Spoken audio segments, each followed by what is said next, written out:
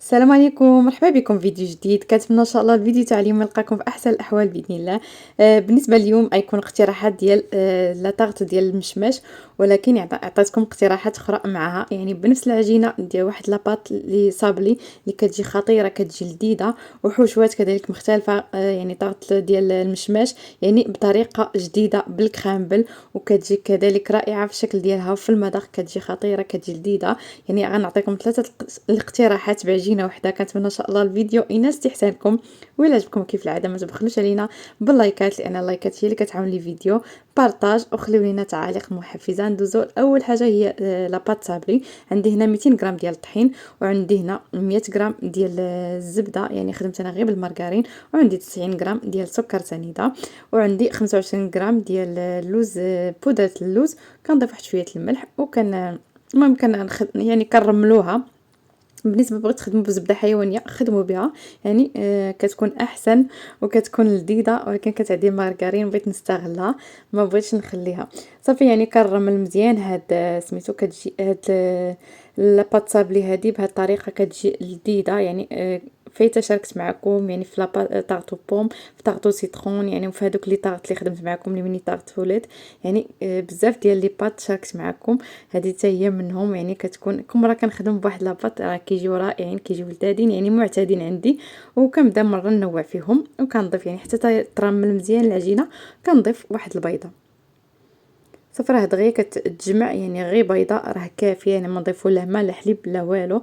راه كتجمع، ما بغيناش العجينه تكون مرخوفه، يعني غير كتجمع لينا وكنلويوها وما كندلكوهاش، راه غير كنجمعها غير بالاصابع ونلويوها في السلوفان وندخلوها في الثلاجه يعني حتى تشد راسها ونخدموا بها. في هذا الاثناء يعني غنمشي نصايب الحشوه ديال المشماش اللي بطريقه اللي رائعه، غادي تنال الاعجاب ديالكم الا جربتوها، غتجي لذيذه فعلا. هنا عندي يعني غنصايب الكراميل. عندي 100 غرام ديال سكر سنيده، نضيفو في مقله يعني حتى يذوب تيولي كراميل. واحد الكراميل اللي ساهل ودغيا تيوجد يعني بطريقه مختلفه بالنسبه للكراميل اللي فيه خدمت معكم ديال الكراميل البورصالي. يعني هذا باش نعسلو به الفواكه. صافي خليت السكر يعني حتى بدا كيذوب، وبديت كنحركو، يعني كنت زربانه غير باش نحركو باش يذوب. المهم الا كان عندكم الوقت خليوه يذوب راسو من الاحسن. كيذوب راسو راه دغيا يعني دغيا داك السكر كيذوب كامل، يعني كيبقى لكم في الاخر غير كتحركو. يعني كنت زربانه وبقيت كنحرك فيه. آه، كميه ماشي كثيره، راها قليله يعني، ودغيا كتذوب. المهم راك في الوقت مجهده العافيه وليت نقصتها، نتوما كتشوفوا دغيا. وعندي كذلك هنا 30 غرام ديال الزبده. هنا خدمت بزبده حيوانيه. المهم تبقى تحركوا مزيان، من الاحسن بالفوي لان حيت المعلقه، وغنخدم بالفوي علاش يعني باش ما تبقاش الزبده معزوله على الكراميل. فاش كتخدموا بالفوي يعني المعلقه كتاخذ شويه الوقت، ولكن بالفوي دغيا كتنسجم هذيك الزبده مع الكراميل. يعني نحيد المعلقه ونخدم بالفوي احسن، يعني ما كتبقاش هذيك الزبده معزوله من الفوق. يعني كنستمر بالتحراك. كنتمنى ان شاء الله يعني الطريقه تكون مفهومه، وجربوا فعلا لي طاغط بهذه الطريقه. الا ما كانش مشماش تقدروا تخدموا بالايجاز، تخدموا بالخوخ، تخدموا يعني بالفواكه يعني الموسميه اللي كاينه دابا تخدموا بها. راه كتجي يعني لي طاغط. عطيتكم ثلاثه الاقتراحات يعني باللي متواجد عندكم خدموا به. كما قلت لكم يعني طريقه الخدمه ديال الفوي راه دغيا داك الزبده كتنسجم. عندي هنا 250 غرام ديال المشماش، الا كان كتر احسن. يعني كانت هاد الكميه اللي بقات ليا واستغليته باش نديرو في لاطاغط، لان ما بغوش ياكلوه. هيا راكم عارفين اللي في خوي دغيا كيخسروا. استغليتو يعني في لاطاغط. الا كانت عندكم يعني حتى ل 400 غرام خدموها، لان كتبغي ديك لاطاغط تكون عامره شي شويه. كاين الكميه اللي كانت عندي باش خدمت 250 غرام هي اللي كانت، يعني قطعته طريفات. كتضيفوا في وقت الكراميل راه دغيا كيتعسل، لان الكراميل راه واجد. ضفت عليه معلقه صغيره ديال القرفه، اللي ما كيبغيش يدير غير الفاني، يعني كتبقى اختياريه، ولكن القرفه كتتواتى مع الكراميل وكتواتى مع المشماش. الا وصلتوا حتى لهنا ما تنسونيش بلايكاتكم وتشجيعاتكم المستمره. هنا غنخليو يعني سميتو داك المشماش يبرد، غنصايبو الكرامبل. بالنسبه للكرامبل عندي 20 غرام ديال الزبده، عندي 100 غرام ديال الطحين، وعندي 25 غرام ديال سكر سنيده. المهم كنبسبسوهم نفس الطريقه باش خدمنا لاباط. يعني كنصايبوا الكرامبل، يعني اغلبيه الناس راه كتعرفوا. وهذا الكرامبل راه ممكن تقدروا تخدموه هكا وديروه في الطاوه ديال الفران. يعني شفت فاش كنت درت ستاج في داك الباتيسري كيخدموا واحد الكميه كبيره، ما نكذبش لكم، كيخدموا في هذاك الرو، ديك العجانه الكبيره كيخدموا كميه كبيره. وكان ايطالي وفي دوك اللاطات كيطيبوا كيخدموا به لي فيغين، كيديروا فوق لي طارت، كيديروا بزاف هما يعني هاد الكرامبل كيستغلوه بزاف الحوايج. صافي لاباط يعني بردات شي شويه، الا كان عندكم الوقت صايبوها بكري وخليوها تبرد. المهم ما كانش عندي الوقت يعني غير شتا بردات بديت كنخدم، بان لي داك المشماش تا هو برد صافي يعني بديت كنخدم. يعني كنطلق لاباط صافي غادي نطلقها. يعني هاد لاباط راه كدير داك المول غنوري لكم ديال الزاج راه كبير. بالنسبه للعبار ما عرفتش غنكتبوا لكم في صندوق الوصف مع المقادير، نقول لكم العبار ديالو بالضبط. هو باش كنخدم ديما لي طارط، ولكن عمري شي نهار هزيتو نعبرو، غنعبرو غنكتب لكم العبار ديالو في صندوق الوصف مع المكونات. يعني هاد العجينه هادي راه دارت ليا هاد المول هذا وشاط منها. يعني انا درت جوج عجينات، هادي اللي صورت معكم وعاودت نفسها نفس الطريقه نفس العجينه نفس المقادير، عجنتها باش ندير مول اخر باش نصايب ديك لا طارط ديال الفواكه الاخرى. صافي يعني كنكمل هذه كندخلها يعني الثلاجه تبرد واحد شويه حتى قضيت يعني العجينه اللي شاط ليا من هذه ومن لاطارط الاخرى، درتهم في هذوك لي طارطوليت صغارين. تبردوا كاملين في الثلاجه، ثقبتهم. دابا غندخلهم يعني يطيبوا واحد نص طيبه في الفران عاد باش غادي نعمروهم بالحشوه ديال الفواكه اللي صايبنا. بالنسبه لهذه ديال اللي صايبت معكم ديال المشماش، يعني غير ديك لاطارط يعني دخلتها بحال غير شمعتها ماشي طابت، يعني غير كتنشف في ديك لاطارط هكا باش ما تجيش معجنه باش كنخويو عليها الفواكه. صافي غنسرح يعني هاد كما قلت لكم المشماش الا كانت عندكم كميه حتى ل 400 غرام خدموها يعني مع داك الكراميل بهذيك الكميه ديال الكراميل خدموها، يعني غادي تجيكم هي هذيك.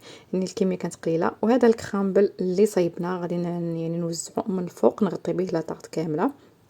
بغيتو تضيفوا يعني هاد الطبقه ديال المشماش تضيفوا عليها الكونفيتور ديال المشماش من الفوق يعني باش تكون طبقه عامره. كان عندي ولكن خليته باش نديرو لي طارطوليت دوك الصغيورين. صافي دابا غادي ندخلها الفران يعني على 180 درجه حتى تطيب على خاطرها من الفوق ومن التحت. صافي يعني طيبتهم هكا متابعين.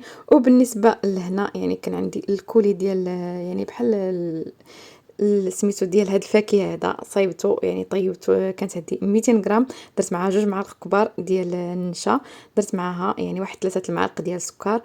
خليتهم يعني ما طحنتهم ما والو يعني حتى طابوا. وذوبت هذوك المعالق تاع طابوا مع السكر، ذوبت هذوك المعالق تاع النشا في الماء وزدتهم يعني وكنحرك حتى عقد. يعني درتو بالليل داكشي اللي ما صورتوش معكم.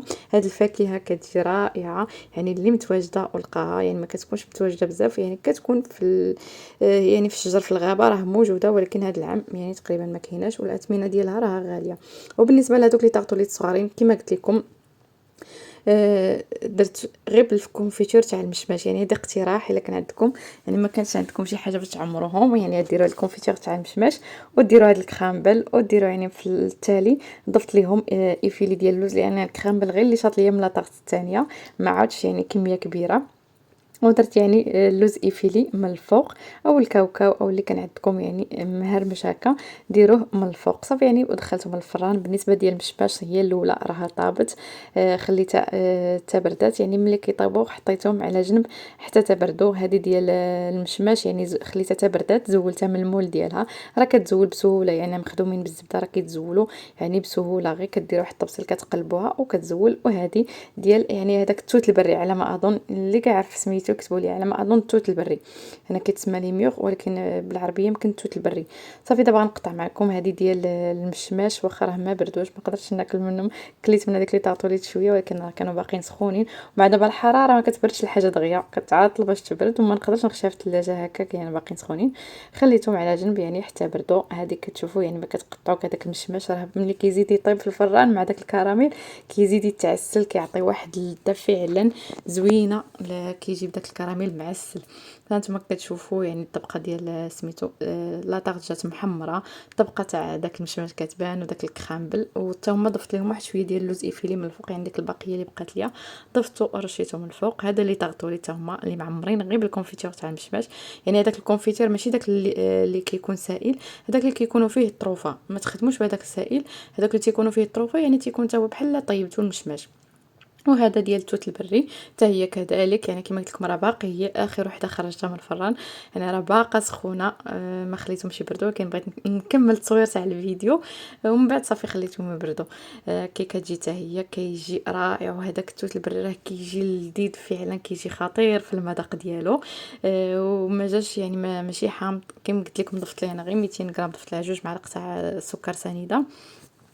يعني نتوما غتذوقوا الحلاوه ديال ان شاء الله. الطريقه ديال باش صايبت هذا الكورد هذا ديال التوت البري نشارك معكم ان شاء الله في يكون متواجد عندي الطريقه ديالته. هادو من لي طاغت اللي شاركت معكم اليوم، كنتمنى ان شاء الله ينال استحسانكم ويكون الفيديو خفيف ظريف عليكم. كنشكر الناس اللي كتدعمني دائما، كتخلي تعاليق محفزه وديما كتبارطاجي لي فيديوهات ديالي. نتلاقاو ان شاء الله في الفيديوهات القادمه، والسلام عليكم ورحمه الله.